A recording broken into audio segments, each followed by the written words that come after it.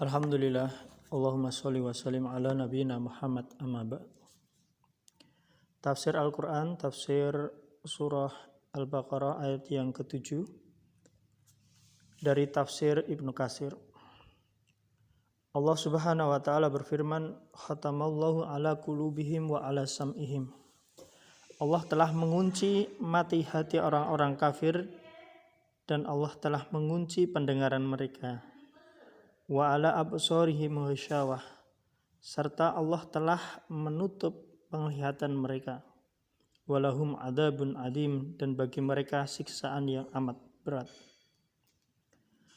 Berkaitan dengan ayat ini, yakni ayat yang ke-7 dari surah Al-Baqarah, Imam Qatadah mengatakan setan menguasai orang-orang kafir sebab mereka senantiasa mengikuti apa yang menjadi bisikan setan.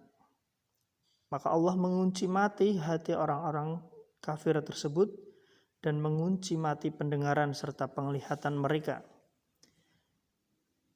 Karena mereka senantiasa hanya mengikuti bisikan-bisikan dari setan.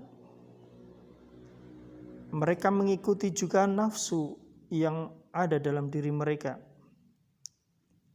Dan mereka ditutup penglihatan dan pendengaran mereka serta pemahaman dan pemikiran mereka karena senantiasa mereka hanyalah mengikuti apa yang menjadi bisikan-bisikan dari setan yang mengajak kepada keburukan. Mereka tidak memiliki ilmu tentang kebenaran, namun mereka hanya mengikuti apa yang menjadi bisikan dari setan. Hal ini dikuatkan oleh firman Allah Subhanahu wa taala di dalam surat As-Saff ayat yang ke-5.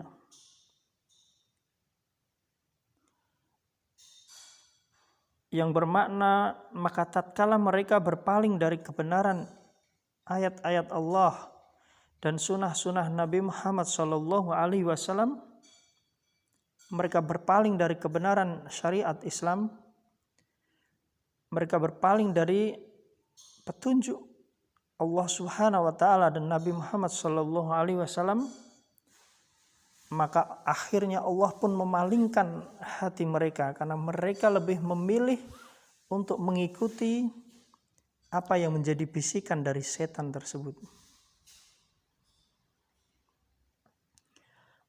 Allah memalingkan hati dan penglihatan mereka sehingga mereka tidak melihat adanya keimanan dan mereka bergelimang di dalam kesesatan, bergelimang di dalam keinginan setan.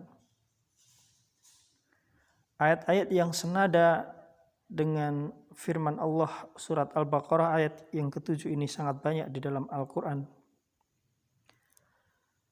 Allah mengunci mati hati orang-orang kafir itu, menyekat mereka dengan hidayah Allah sebagai pembalasan yang setimpal karena mereka meninggalkan kebenaran yang jelas dan mereka lebih mengikuti hawa nafsu mereka, lebih mengikuti bisikan setan, lebih mengikuti kebatilan-kebatilan. Maka di dalam hadis yang diriwayatkan oleh Imam At-Tirmidzi dan Imam An-Nasa'i serta Imam Ibnu Majah bahwa Allah Subhanahu wa taala bersabda, ya artinya apabila seorang melakukan suatu dosa maka timbullah noda hitam di dalam hatinya. Apabila dia bertobat, menarik diri dari dosa dan mencari keridhaan Allah, maka hatinya pun menjadi jernih. Namun jika dosanya kembali bertambah, maka noda hitam yang menutupi kolbunya itu pun bertambah. Inilah sebagaimana di dalam surat Al-Mutaffifin ayat 14, sebenarnya apa yang mereka usahakan itulah yang menutup hati mereka itu sendiri. Maka adalah seorang yang beriman senantiasa berdoa sebagaimana doa Nabi Muhammad SAW, ya muqallibal qulub, wahai yang membolak-balikkan hati, sabit qulubana ala dinik, teguhkanlah hati kami di atas agamamu. Demikianlah Allah Subhanahu wa taala menjelaskan bagaimana orang-orang yang beriman senantiasa memohon kepada Allah keteguhan hati.